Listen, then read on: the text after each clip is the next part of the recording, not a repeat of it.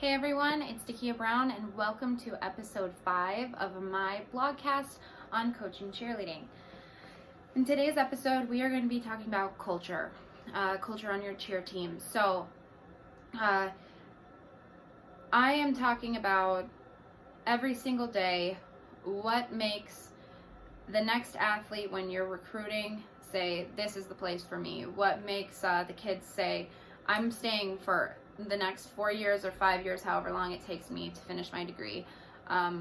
What makes them trust you? That is, as a coach, that's what I'm talking about today with today's episode on culture. So, DSU Cheer, we've been a team now for 4 years. This is our second year competing. And something that we have put a lot of work and time into is our culture on our team,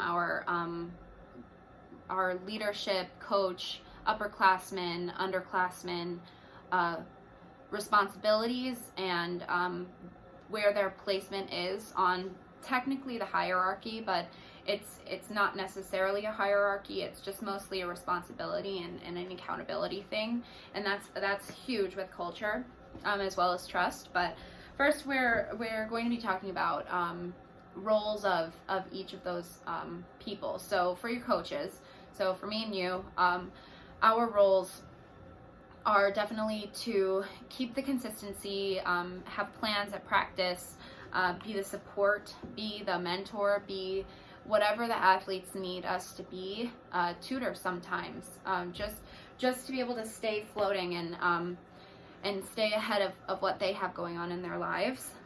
So accountability from the coaches to be the utmost leaders, the backbone of the program.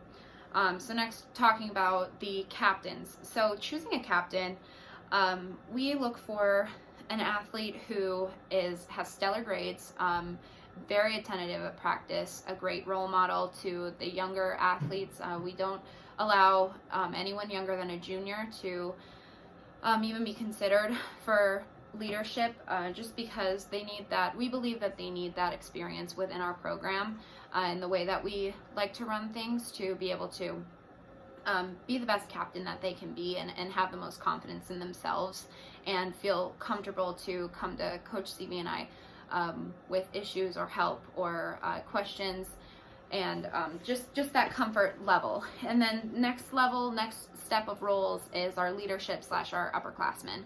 Our leadership team is usually around 2, 3, 4 of the athletes on the team, and they are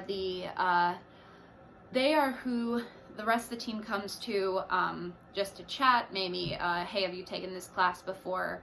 Do you know what the game is what this game feels like basketball, or football, or if they're vets on the competitive team, asking what they can expect, and also looking to them for leadership and how we act at practice, and knowing that those people have been around and they know what the expectations are. So if the underclassmen need guidance and expectations, the upperclassmen in leadership is usually where they can look for that.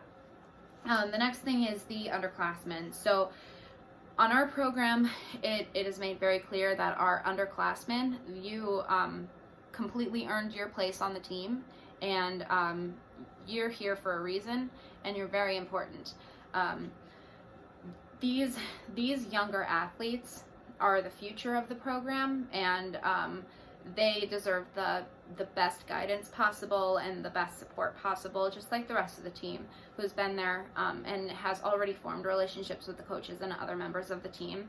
So their role is to come to practice and learn and absorb and buy in and basically do what they can to improve the program and improve themselves, and learning how to do that in the best way possible.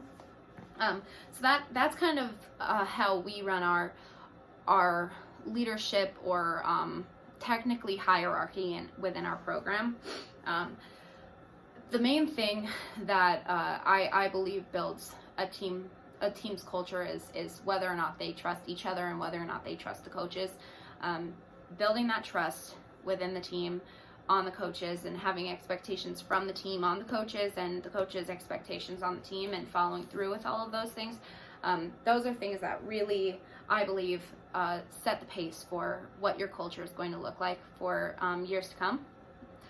So, in conclusion, this culture is really what you make it and what you expect from the team, and what you bring to the team, your energy, your knowledge, consistency, all of those things, and sometimes even being a little cheesy. All of those things are what culture is based on, kind of the root of culture. So I hope you enjoyed this last podcast number 5, or blogcast number 5 on culture, and I hope you'll join me again.